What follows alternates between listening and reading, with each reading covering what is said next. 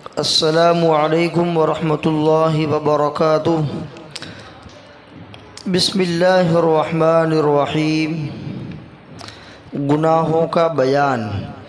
باطنی گناہ کبیرہ اور اس کے متعلقات کا بیان۔ نمبر 40، اللہ تعالیٰ پر جھوٹ باندھنا۔ سورہ زمر آیت 60۔ اللہ تعالیٰ کی طرف جھوٹ کی نسبت کرنا، اللہ تعالیٰ کو جھوٹا کہنا، نعوذ باللہ، یہ بہت بڑا گناہ ہے۔ اسی طرح کوئی بات اپنی طرف سے بنا کر اس کی نسبت اللہ کی طرف کر دینا اور بناوٹ کر دینا کہ یہ اللہ نے کہی ہے، نعوذ باللہ، تو گویا کہ یہ بھی جھوٹ ہے۔ تو اللہ تعالیٰ کے اوپر جھوٹ باندھنا، جو بات اللہ نے نہیں کہی ایسی اپنی طرف سے کوئی بات بنا کر لوگوں کو کہتے رہنا کہ اللہ نے یہ بھی حکم دیا ہے، اللہ نے یوں کہا ہے، یہ اللہ یوں فرما دے، یہ اللہ نے یہ بات کہی ہے۔ اس طرح کی بناوٹی بات اپنی طرف سے بنا کر اللہ کی طرف کر دینا، اللہ کی طرف اس کی نسبت کر دینا، اللہ تعالیٰ کے اوپر جھوٹ باندھنا، یہ گناہ کبیرہ ہے۔ نمبر 41، حضور اکرم صلی اللہ علیہ وسلم پر جھوٹ باندھنا، یعنی جو بات حدیث شریف میں نہ ہو اس کے متعلق یوں کہنا کہ یہ بات حدیث میں ہے۔ بخاری مسلم زواجر صفحہ 161 جلد 1۔ آپ صلی اللہ علیہ وسلم کے اوپر بھی جھوٹ باندھنا، یہ بھی گناہ ہے، یہ بھی گناہ کبیرہ ہے۔ جھوٹ باندھنے کا مطلب کہ جو بات نبی کریم صلی اللہ علیہ وسلم کی نہیں ہے ایسی بات کو نبی کریم صلی اللہ علیہ وسلم کی طرف منسوب کرنا اور یوں کہنا کہ یہ نبی کریم صلی اللہ علیہ وسلم نے فرمایا ہے۔ احادیث یہ نبی کریم صلی اللہ علیہ وسلم کی باتیں ہیں، لہذا جو حدیث ہیں یعنی جو نبی کریم صلی اللہ علیہ وسلم کی بات ہیں اس کو حدیث کہنے میں کوئی حرج نہیں، لیکن جو حدیث نہیں ہے، جو آپ صلی اللہ علیہ وسلم کی بات نہیں ہے، اس کو یوں کہنا کہ یہ حدیث ہے، یہ نبی کریم صلی اللہ علیہ وسلم کی بات ہے، اس طرح کہنا، یہ جھوٹ باندھنا ہے نبی کریم صلی اللہ علیہ وسلم کے اوپر، اور یہ بہت بڑا گناہ ہے۔ تو چاہے اللہ کی طرف جھوٹ باندھا جائے یہ بھی بہت بڑا گناہ، اور نبی کریم صلی اللہ علیہ وسلم کے اوپر جھوٹ باندھا جائے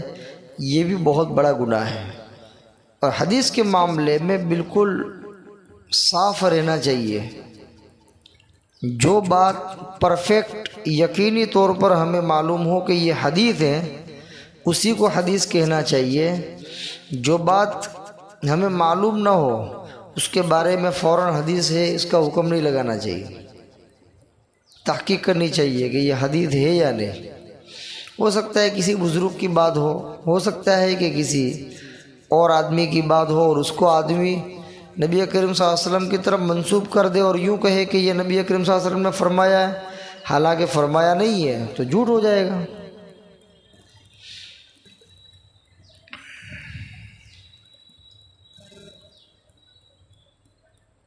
اسی لیے حدیث میں من کذب علی متعمدا فلیتبوأ مقعدہ من النار، کہ جو آدمی میرے اوپر جھوٹ باندھے، جو میرے طرف جھوٹ بات منسوب کرے، من کذب علی متعمدا، جان بوجھ کر، ایک تو ایک اس کو پتہ ہی نہیں ہے، بے خبری کے اندر اس نے یوں کہہ دیا کہ یہ نبی کریم صلی اللہ علیہ وسلم کی حدیث ہے، اس کو پتہ نہیں تھا، لا علمی کی وجہ سے کہہ دیا، وہ بھی نہیں کہنا چاہیے لیکن اس کو پتہ ہی نہیں ہے، لا علمی میں کہہ دیا، تو چلو اس کی تو اس سے تو کیا ہے، اللہ کے نبی صلی اللہ علیہ وسلم کی سخت وعید سے نکل جائے گا، لیکن ایک آدمی جانتا ہے کہ یہ بات نبی کریم صلی اللہ علیہ وسلم کی نہیں ہے، اس کے باوجود جان بوجھ کر متعمدن جان بوجھ کر اس بات کو نبی کریم صلی اللہ علیہ وسلم کی طرف منسوب کرتا ہے اور کہتا ہے کہ یہ نبی کریم صلی اللہ علیہ وسلم کی بات ہے، تو اللہ کے نبی فرماتے ہیں من کذب علی متعمدن، جو مجھ پر جھوٹ بات منسوب کرے یا جھوٹ باندھے جان بوجھ کر، فَلْيَتَبَوَّأْ مَقْعَدَهُ مِنَ النَّارِ، تو ایسے آدمی کو چاہیے کہ اپنا ٹھکانہ جہنم بنا لے۔ ایسے آدمی کو جہنم جو ہے وہ اپنا ٹھکانہ بنا لینا چاہیے۔ سخت دھمکی ہے اس کے اندر، اور یہ سخت وعید ہے، سخت دھمکی ہے۔ اس لیے حدیث بیان کرنے میں احتیاط کرنا چاہیے۔ بہت سے جاہل ناواقف لوگ بزرگوں کی باتوں کو بھی حدیث کہہ کر کے بیان کر دیتے ہیں، اور جب کہتے ہیں کہ یہ کہاں سے بیان کرتے ہو تو وہ کہتے ہیں کہ ہم نے اپنے بڑوں سے سنا ہے۔ بہت غلط بات ہے، یہ بہت بات ہے۔ اس لیے اس طرح جو ہے بڑوں کی باتوں کو نبی کریم صلی اللہ علیہ وسلم کی بات کہہ کر کے بیان نہیں کرنا چاہیے۔ پہلے تحقیق کر لیں کہ واقعتاً یہ حدیث ہے یا نہیں، اور ہوتا ہے ایسا۔ اور اسی طریقے سے آج کل یہ جو سوشل میڈیا کا زمانہ ہے، واٹس ایپ، ٹیلی گرام، انسٹاگرام، اس میں بہت سی ایسی باتیں، ایسی کلپ ہوتی ہیں یا ایسے امیج ہوتے ہیں جس کے اندر حدیث لکھی ہوئی ہوتی ہے،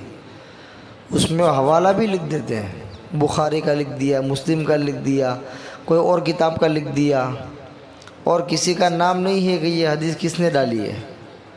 تو لوگ اس کو فارورڈ کرنا شروع کر دیتے ہیں کہ دیکھو بخاری کی روایت ہے، اس میں یہ فضیلت ہے، یہ نبی کریم صلی اللہ علیہ وسلم کی بات ہے، یہ حدیث ہے وغیرہ۔ لیکن یہ تحقیق کرنے سے پتہ چلا ہے کہ بہت سی روایتیں حدیث کی کتابوں میں ملتی ہی نہیں ہیں، بہت سی باتیں لکھا ہے حوالہ بخاری مسلم کا، لیکن جب بخاری مسلم دیکھتے ہیں تو اس میں ہے ہی نہیں۔ تو یہ بھی کیا ہے، باطل کی طرف سے لوگوں کے درمیان غلط باتوں کو رائج کرنے کے لیے ایک طرح کی محنت ہو رہی ہے۔ باطل کی طرف سے لوگوں کے درمیان غلط باتیں پھیلانے کی ایک طرح کی محنت ہو رہی ہے سوشل میڈیا پر، اور حدیث کے حوالے سے اور حدیث کے نام پر اس کو بیان کیا جاتا ہے، اور لوگ اس کو حدیث سمجھ لیتے ہیں اور اس کے اوپر عمل بھی شروع کر دیتے ہیں اور فارورڈ بھی کرنا شروع کر دیتے ہیں۔ اس لیے معلوم نہ ہو تو کسی عالم سے پوچھ لینا چاہیے کہ کیا واقعتاً یہ حدیث ہے، اور یہ جو حوالہ دیا ہے واقعتاً یہ حوالہ صحیح ہے۔ تحقیق کر کے پھر اس کو آگے بھیجے تو ٹھیک ہے، لیکن بغیر تحقیق کے اس کو فارورڈ نہیں کرنا چاہیے۔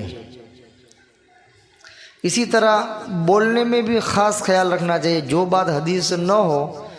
اس کو حدیث کہہ کر کے یا رسول اللہ صلی اللہ علیہ وسلم نے فرمایا یوں کہہ کر کے اس کو بیان نہیں کرنا چاہیے، ورنہ کیا ہوگا، سخت وعید کے اندر شامل ہو جائیں گے۔ من کذب علی متعمدا فلیتبوأ مقعدہ من النار، اس حدیث کے اندر سخت دھمکی دی گئی ہے۔ تو بہرحال آپ صلی اللہ علیہ وسلم کے اوپر جھوٹ باندھنا یا جھوٹ باتوں کو، غلط باتوں کو آپ صلی اللہ علیہ وسلم کی طرف منسوب کرنا، یہ بھی بہت بڑا گناہ ہے، اس سے خوب بچنا چاہیے۔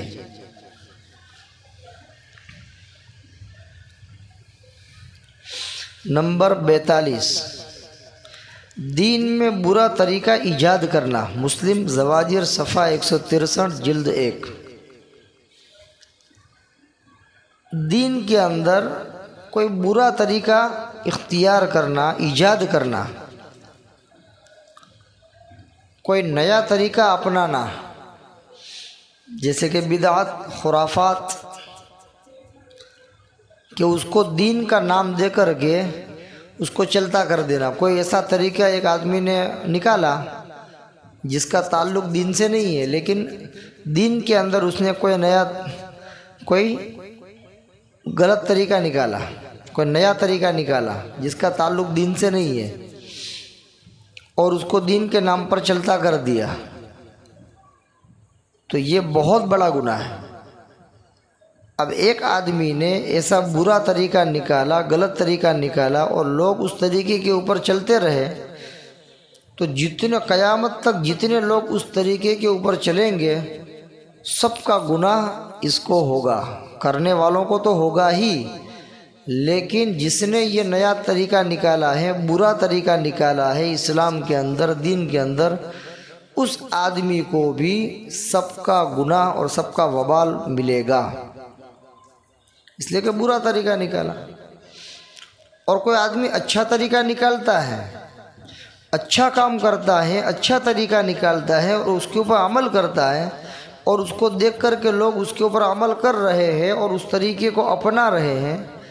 اور صبح قیامت تک لوگ اس کو اپناتے رہتے ہیں، تو چونکہ اچھا طریقہ ہے، اسلام کے اندر پسندیدہ چیز ہے، اچھا کام ہے، ثواب کا کام ہے، تو اس کے اوپر ہر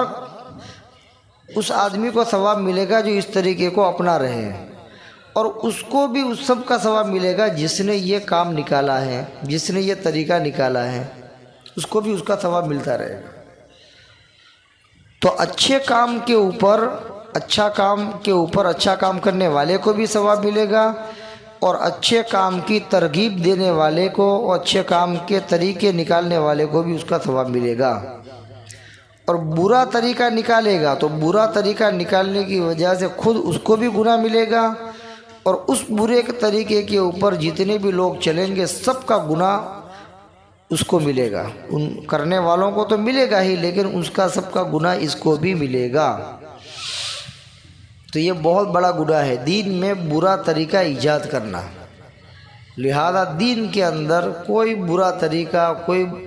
غلط طریقہ ایجاد نہیں کرنا چاہیے، کوئی گناہ کا طریقہ ایجاد نہیں کرنا چاہیے، کوئی خلاف شرع طریقہ ایجاد نہیں کرنا چاہیے۔ اگر کرے گا خود بھی گنہگار ہوگا اور اس کے اوپر چلنے والے بھی گنہگار ہوگے، اور ان چلنے والوں کا گناہ بھی اس کو ملے گا۔ اللہ تعالیٰ ایسے برے طریقے ایجاد کرنے سے ہم سب کی حفاظت فرمائے۔ نمبر 43، سنت کو بالکل چھوڑ دینا۔ بخاری مسلم زواجر صفحہ 165۔ نبی کریم صلی اللہ علیہ وسلم کے جو طریقے ہیں اس کو سنت کہا جاتا ہے، تو آپ صلی اللہ علیہ وسلم کے طریقے کو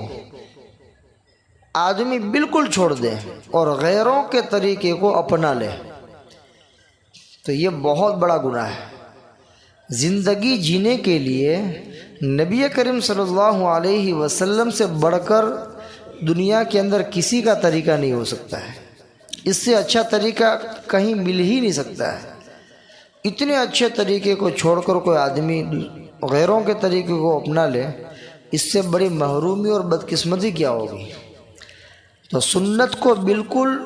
چھوڑ دینا یہ بہت بڑا گناہ ہے، سنت کو بالکل چھوڑ دینا یہ بہت بڑا گناہ ہے۔ اللہ تعالیٰ ان تمام گناہوں سے ہم سب کی حفاظت فرمائے اور